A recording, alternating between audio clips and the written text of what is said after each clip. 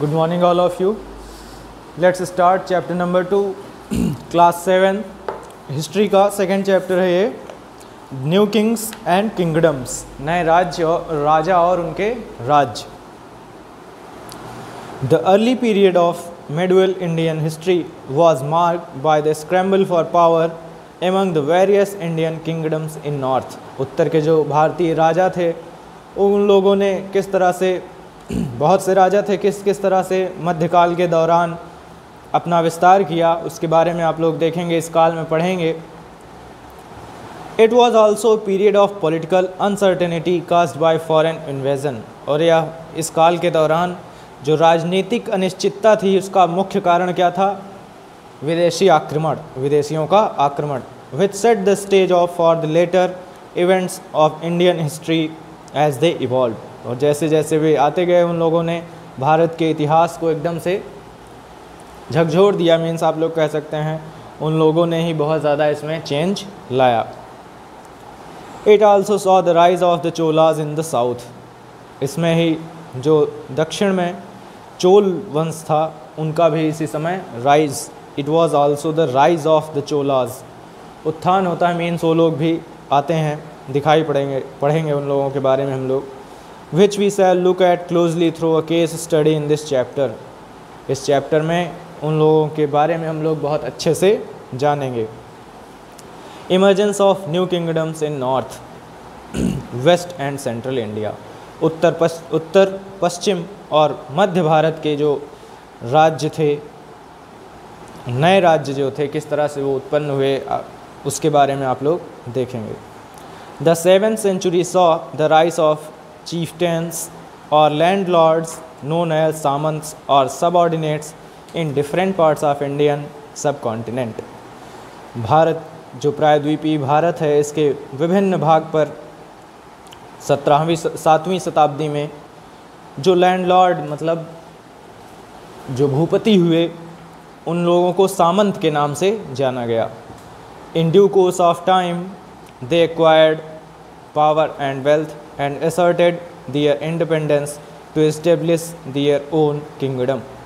in due course of time, इस समय के दौरान मतलब इसी समय they acquired power and wealth, उन्हें शक्ति और धन की ज़रूरत थी, वो धन और शक्ति प्राप्त करना चाहते थे। and asserted their independence to establish their own kingdom, और अपना खुद का राज्य वो स्थापित करना चाहते थे स्वतंत्र रूप से, वे स्वतंत्र रूप से अपना स्वयं का राज्य स्थापित करना चाहते थे। फॉर इंस्टेंस दंत दुर्ग, इसी क्रम में दंत दुर्ग डिफीटेड द चालुक्याज। दंत दुर्ग जो है वो चालुक्य से हार जाता है। And led the foundation of Rashtrakuta dynasty, और राष्ट्रकूट वंश का जो है वो की स्थापना करता है। मतलब दंत दुर्ग जो है चालुक्यों से हार गए और राष्ट्रकूट वंश की स्थापना की। ऑन द अदर हैंड, दूसरी तरफ chieftains such as the Gurjara Pratiharas gave up their traditional occupation.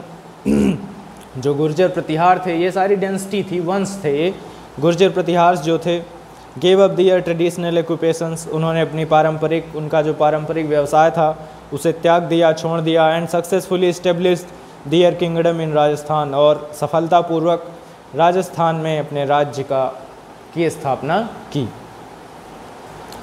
The three party struggle, Kannauj had become the center of all political developments in North India during the long reign of King Harshavardhana. Kannauj जो had become बन गया the central of all political developments, सभी राजनीतिक विकास का केंद्र बन गया कन्नौज जो है इन नॉर्थ इंडिया, उत्तरी भारत में। During the long reign of king Harshvardhan, Harshvardhan जिस समय राजा थे, जो उत्तर भारत का क्षेत्र था वह राजनीतिक विकास का केंद्र बन गया। Kannauj strategic position fostered trade and commerce and the high fertility of soil encouraged agricultural growth। Kannauj strategic position fostered trade and commerce, मतलब कन्नौज की जो पोजीशन थी, स्थिति जो थी, उसकी कंडीशन जो थी, वो स्ट्रेटजिक उन्होंने प्लान किया था, मतलब वो स्ट्रेटजी जो थी उन लोगों की वो क्या थी, फॉस्टर ट्रेड एंड कॉमर्स, व्यापार और कॉमर्स जो था, मतलब इसको वो लोग बढ़ाना चाहते थे, इंक्रीज़ करना चाहते थे। And the high fertility of soil encouraged agricultural growth, और जो ज़मीन थी, मिट्टी जो थी, उसको अधिक उपयोगी बनाया उन्होंने, किस लिए, इनकरेज्ड एग्रीकल्चरल ग्रोथ, जिससे कि कृषि में, अनाज उगाने में वो लोग इंक्रीज़ कर सकें, वृद्धि कर सकें। Therefore all new kingdoms were equally interested in acquiring control over Kannauj. इस तरह से बहुत से नए राजा जो थे, नए राज्य जो थे, वर equally interested in acquiring control over Kannauj. Kannauj पे कंट्रोल, मतलब उनका अपना आधिपत्य, ऑल न्यू किंगडम्स वर इक्वली इंटरेस्टेड, और सभी जो नए राज्य थे वे भी बराबर तरीके से रुचि लेने लगे इन एक्वायरिंग कंट्रोल ओवर कन्नौज। जैसे कि कन्नौज का कंट्रोल हुआ, कन्नौज पर कंट्रोल था, उसी तरीके से जो अन्य सभी राजा थे वो लोग भी इंटरेस्ट लेने लगे समान रूप से। The beginning of medieval Indian history was marked by a long drawn struggle among the Gurjar Pratihars of Malwa, the Rashtrakoot of Deccan and the Palas of Bengal to establish their supremacy over Kannauj। शुरू में मध्य भारत के इतिहास की जो शुरुआत थी, marked by long drawn struggle, उसमें बहुत सारे संघर्ष हुए, किसके बीच, जैसे among the Gurjara Pratiharas of Malwa, Malwa के गुर्जर प्रतिहार के बीच, द राष्ट्रकूट ऑफ दक्कन के राष्ट्रकूट के बीच, and the Palas of Bengal, और बंगाल के पलासों के बीच, to establish their supremacy over Kannauj. सब ने क्या किया, establish their supremacy over Kannauj, Kannauj पर अपना आधिपत्य जमाने के लिए सब में संघर्ष हुए। This event is described by historians as the 3 party struggle, और इस घटना को इतिहासकारों ने इसका वर्णन करते हुए इसे त्रिपार्टी स्ट्रगल कहा। However, the constant struggle weakened the 3 densities and led to their ultimate decline। यद्यपि ये जो संघर्ष था, इसमें 3 वंश जो हैं आगे आए, led to their ultimate decline। The Gurjara Pratiharas, सबसे पहले कौन थे, the Gurjara Pratiharas. The Gurjara Pratiharas ruled over western India, Gurjara Pratihara जो थे उन लोगों ने क्या किया, गुर्जर प्रतिहार जो डेंसिटी थी, वंश था, उन्होंने रूल्ड ओवर वेस्टर्न इंडिया, पूरे पश्चिमी भारत पर शासन किया। In parts of western and central Rajasthan and parts of central India, central India में, सेंट्रल राजस्थान में और पश्चिमी क्षेत्र में भारत के गुर्जर प्रतिहार का शासन हुआ, उन लोगों ने शासन किया। Their location made it possible for them to resist the Arab incursions। Means ये जो लोकेशन थी, इसी की वजह से जो अरब के लोग थे और कई सारी कंट्रीज़ के, वो सब जो है यहाँ आना चाहते थे, क्योंकि वहाँ पे बहुत ज़्यादा, their location made it possibly for them, वहाँ उन लोगों के लिए बहुत ईज़िली वहाँ वो लोग आ जा सकते थे। They had initially been local officials but had carved out principalities for themselves. वो आंतरिक रूप से लोकल ऑफिशियल्स, बट स्थानीय ही था वो जो लेकिन had carved out principalities for themselves, लेकिन उनके लिए और बहुत से प्राथमिक चीज़ें थी, प्रधान चीज़ें थी। The Gurjara Pratiharas had a long line of powerful rulers such as Nagabhata first. Gurjara Pratihara जो में had a long line of powerful rulers, इस वंश में बहुत से शक्तिशाली राजा शासक हुए, जैसे नागभट्ट फर्स्ट। ये 750 से 780 ईस्वी के ईसा पूर्व में इनका समय था। ये उसके दौरान 750 से 780 के दौरान नागभट्ट फर्स्ट ने शासन किया। The founder of dynasty Vatsaraja and Bhoja, Vatsaraja और Bhoja the founder of dynasty, इस वंश के संस्थापक थे। नागभट्ट फर्स्ट जो थे द फाउंडर ऑफ डेंसिटी, वो थे संस्थापक इस वंश के, वत्सराज एंड भोज। मिहिर भोज 1836 to 1890, 836 से 890 ईस्वी के बीच उसके दौरान मिहिर भोज जो थे establish the largest empire in northern India, उन्होंने अपना साम्राज्य स्थापित किया उत्तर भारत के विशाल क्षेत्र पर, with Kannauj as his capital, और कन्नौज को अपनी राजधानी बनाई। He issued silver coins with the mark of Vara and incarnation of Lord Vishnu. He was called Adhivara. He issued silver coins. उन्होंने चांदी के सिक्के चलाए with the mark of Vara, जिस पे वराह का चिन्ह बना हुआ था, and incarnation of Lord Vishnu, कहीं न कहीं भगवान विष्णु से संबंधित।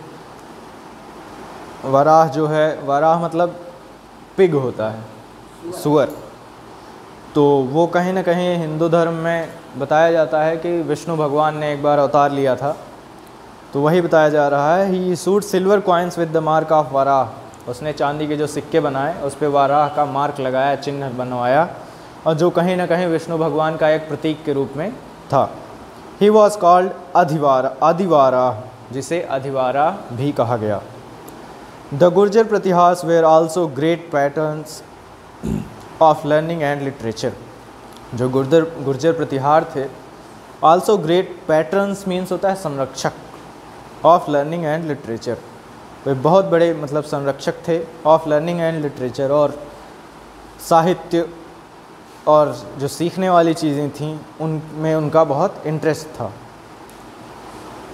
Rajasekhara the Sanskrit poet was patronised by the Pratihara rulers, जो राजशेखर संस्कृत के कवि थे वो भी प्रतिहार शासकों के संरक्षण में ही थे। The Palas, these are the dynasties, okay, जितना है गुर्जर प्रतिहार, पालाज, ये पाल वंश है, ठीक, और जो आप लोग बहुत सारे पढ़ेंगे, राष्ट्रकूट है, ये राष्ट्रकूट वंश का नाम है, ठीक। These are the names of dynasties. The Palas, Pala भी क्या है, डेंसिटी है। The Pala empire was founded by Gopala around 750 CE। CE का फुल फॉर्म होता है कॉमन इरा। हाँ, the Pala empire was founded, पाल जो था, इस पालों का जो साम्राज्य था, was founded by Gopala, Gopal के द्वारा इसकी स्थापना की गई। कब? अराउंड 750 CE, लगभग 1750 में। His empire extended over the states of present day Bengal, और इनका जो साम्राज्य था उसका विस्तार कहाँ हुआ? स्टेट्स प्रेजेंट डे बंगाल, जहाँ पे आज बंगाल है, वहाँ Bihar, parts of Orissa and Nepal, मतलब उनके राज्य का जो विस्तार था वो कहाँ तक था, जो आज भारत में कहाँ है, बंगाल, बिहार और उड़ीसा का कुछ पार्ट और नेपाल, इन जगहों पर गोपाल ने अपने साम्राज्य का विस्तार किया था, मीन्स वहाँ तक इनका राज्य था। लेटर अंडर धर्मपाला, इसके बाद धर्मपाल जो हैं, एंड हिज सन देवपाला, और उनके पुत्र Devapal, the empire extended over present day Bengal, Kannauj, Orissa, Bihar, Assam, northern India and Nepal. उन लोगों ने और इसका विस्तार किया, कहाँ जो प्रेजेंट डे इस समय में वर्तमान में भारत में वो स्थान कौन से हैं? बंगाल है, कन्नौज है, उड़ीसा है, बिहार है, असम है, और उत्तर भारत का कुछ पार्ट है, एंड नेपाल, और नेपाल भी है। पहले गोपाल ने कहाँ तक इस्टेब्लिश किया अपना स्टेट जो था, कहाँ तक एक्सटेंड किया, उसका विस्तार किया, बंगाल, बिहार, उड़ीसा का कुछ पार्ट और नेपाल में। फिर उसके बाद आए धर्मपाल और उनके पुत्र देवपाल, तो धर्मपाल और देवपाल ने इसका विस्तार और ज़्यादा किया। तो बंगाल, बिहार, उड़ीसा ये सब तो थे ही, तो इन लोगों ने बिहार, असम, नॉर्दर्न इंडिया और मतलब कई स्टेट्स को कब्जे में अपने ले लिया, मीन्स उसको भी इन लोगों ने मतलब अपना साम्राज्य वहाँ भी बढ़ा दिया, एक्सटेंड कर दिया। द तिब्बतन क्रॉनिकल्स मीन्स होता है वृत्तांत, आप लोग कह सकते हैं इतिहास, ठीक, वृत्तांत जो पिछली बातें होती हैं। इन्फॉर्म्स अस, जो तिब्बत का जो इतिहास है उसका वृत्तांत जो है, इन्फॉर्मस हम लोगों को सूचना देता है या फिर हम लोगों को बताता है, that the Palas were patrons of Buddhist learning, literature and education, donating generously to Nalanda University, a major center of Buddhist learning। जो तिब्बत का इतिहास है, वृत्तांत है, हम लोगों को यह बताता है कि जो पालाज थे वर पैट्रन्स ऑफ बुद्धिस्ट लर्निंग। वो लोग क्या थे?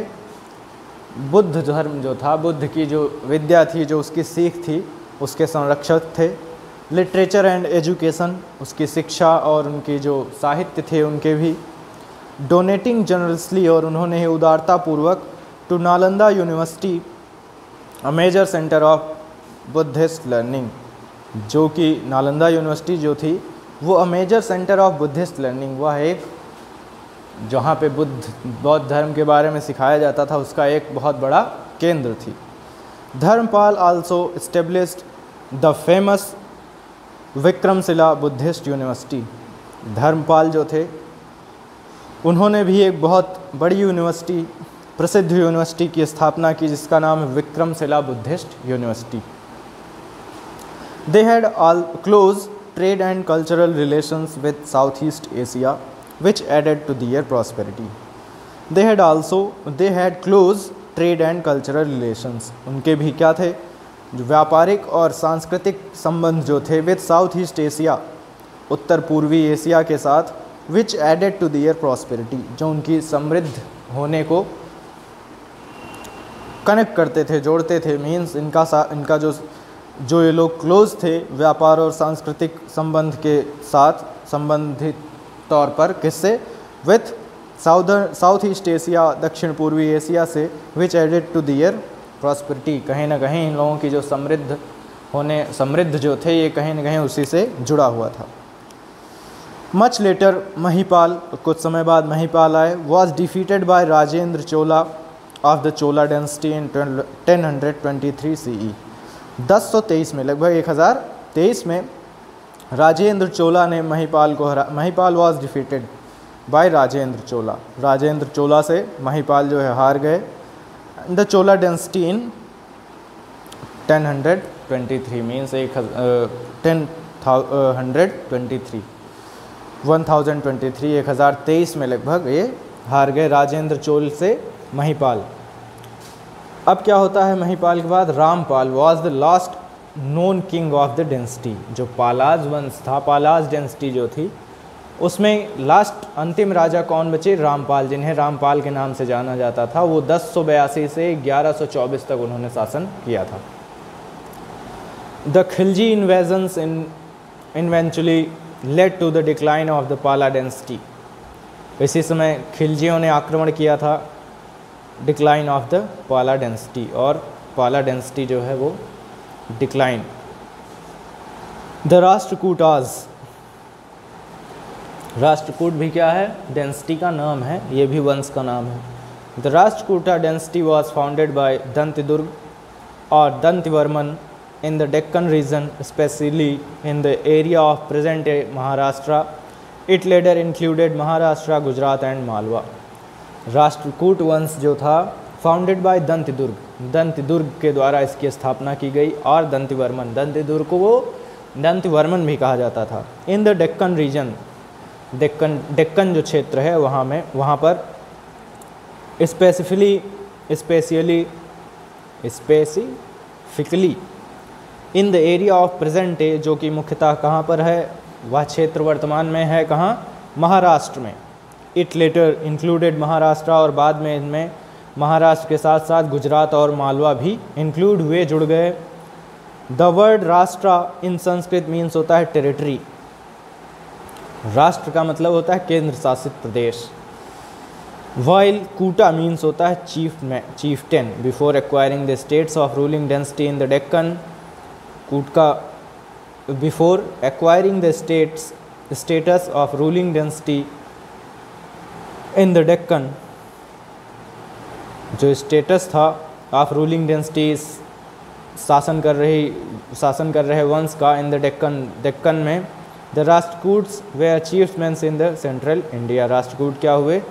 वो मध्य भारत में थे। The capital of the empire was at Malkhed और मान्यखेत।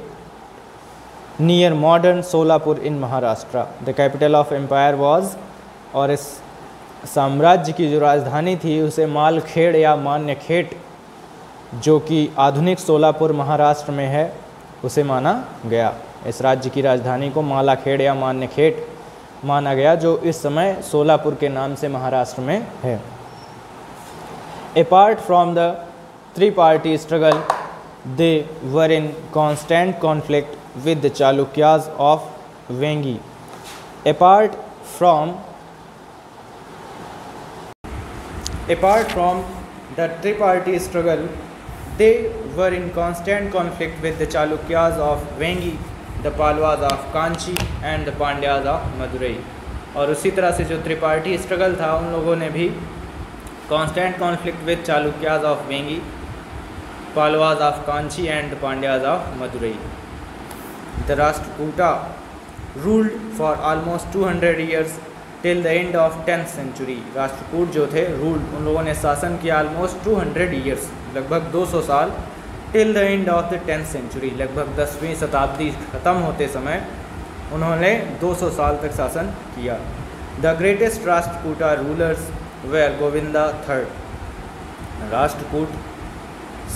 राष्ट्रकूट महान राष्ट्रकूट शासकों में से सबसे जो महान थे वो कौन थे? गोविंदा थर्ड, गोविंदा तृतीय, जिन्होंने शासन कब किया था? 793 से 814 ईस्वी पूर्व में।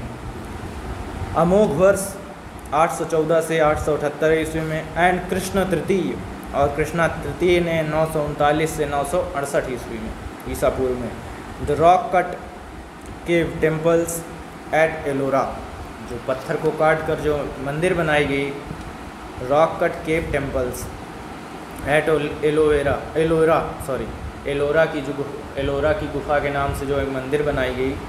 एंड एलिफेंटा, एलोरा एंड एलिफेंटा के नाम से जो एक मंदिर बनाई गई। इन मॉडर्न डे महाराष्ट्र और the legacy of Rashtrakuta rulers, वह इस समय जो महाराष्ट्र में है और राष्ट्रकूट शासन की एक असीम बहुत बड़ी उपलब्धि के रूप में वह आज भी वहाँ पर विद्यमान। अब इसके आगे है द चौहान्स, और इसको आप लोग पढ़ेंगे नेक्स्ट लेक्चर में। अभी तक आप लोगों ने जितना पढ़ा, अगर आप लोगों को इसमें कोई प्रॉब्लम है, कोई समस्या है, तो आप लोग अपने स्कूल के व्हाट्सएप नंबर 8576879375 पर पूछिएगा। Thank you, that's it.